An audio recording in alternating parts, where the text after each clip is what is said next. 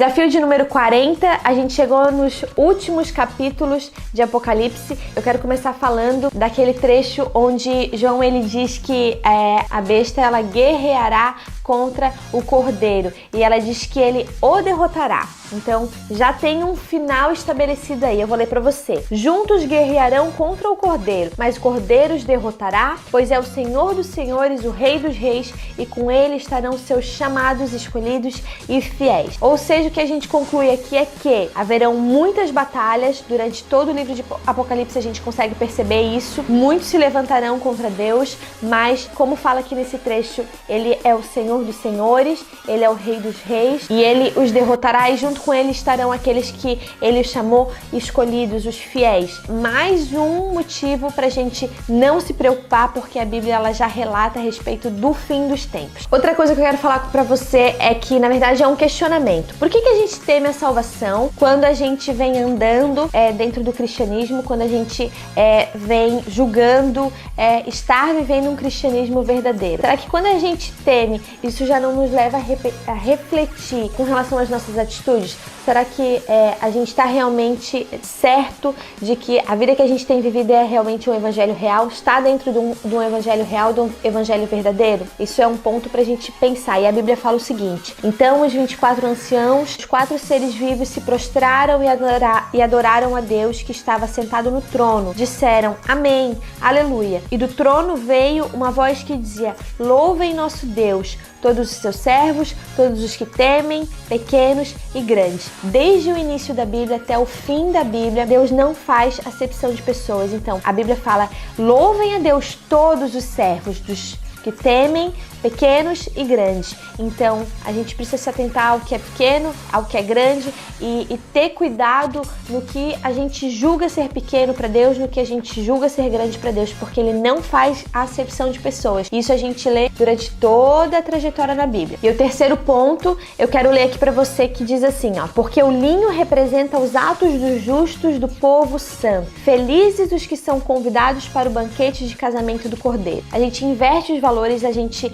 se preocupa demais em como vai ser o final dos tempos, ao invés de a gente se preocupar em como nós estaremos no fim dos tempos. Então isso é uma inversão de valores que muitas vezes o inimigo coloca na nossa cabeça para que a gente não tenha entendimento com relação a como vai ser o final. A Bíblia fala nesses últimos capítulos que já existe um fim, que já existe um vencedor estabelecido na terra. O que eu queria que você pensasse é o que vale a pena a gente pensar. A gente não tem que se preocupar com o fim, com os detalhes do fim do tempo, mas em como nós estaremos no fim do tempo, em como nós nos apresentaremos no fim do tempo. E eu quero finalizar então com uma frase que você provavelmente já ouviu falar do Billy Graham, que ele diz assim: eu já li o final da Bíblia, vai ficar tudo bem. E isso nos tranquiliza, porque significa o quê? O Apocalipse, por mais que ele aparentemente seja um livro assustador, como eu falei lá do primeiro capítulozinho até agora, ele nos traz revelação a respeito do fim dos tempos. O final, ele é realmente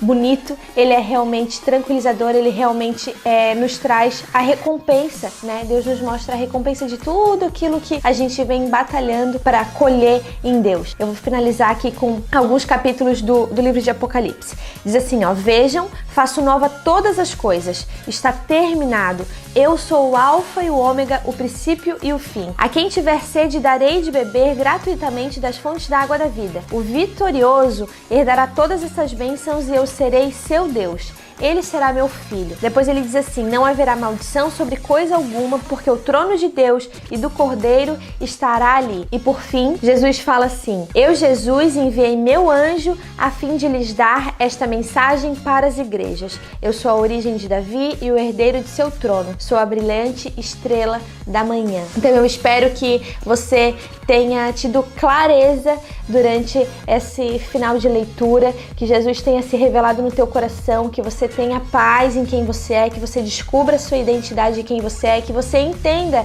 que já existe um vencedor, como o Billy Graham diz, já existe um fim estabelecido, a chave está nas mãos dele, a chave da morte dos mortos já está na mão de Jesus e aquilo que ele tem na mão, aquilo que ele fechou, aquilo que ele abriu, ninguém mais abre, ninguém mais fecha. Então não tem motivo pra gente ter pavor, mas tem motivo pra gente celebrar em vida aquilo que está disponível pra gente viver. Então a gente termina o desafio hoje. Eu espero que você tenha sido edificado com todos esses dias de leitura. Eu espero que Deus tenha falado no teu coração, que você tenha tido entendimento, que você tenha tido revelação. Houve muita intercessão para que isso aconteça, que você agora vá adiante e reproduzir isso, né? Porque o nosso papel é a gente falar a respeito das coisas de reino, é a gente viver as coisas do reino, mas não existe a gente viver isso só pra gente. A gente precisa viver e a gente precisa se comunicar com as outras pessoas. Então, assim, é importante que a gente fale a respeito de tudo isso que a gente aprendeu, a respeito de tudo isso que a gente leu. A gente precisa ser intencional num café, num trabalho,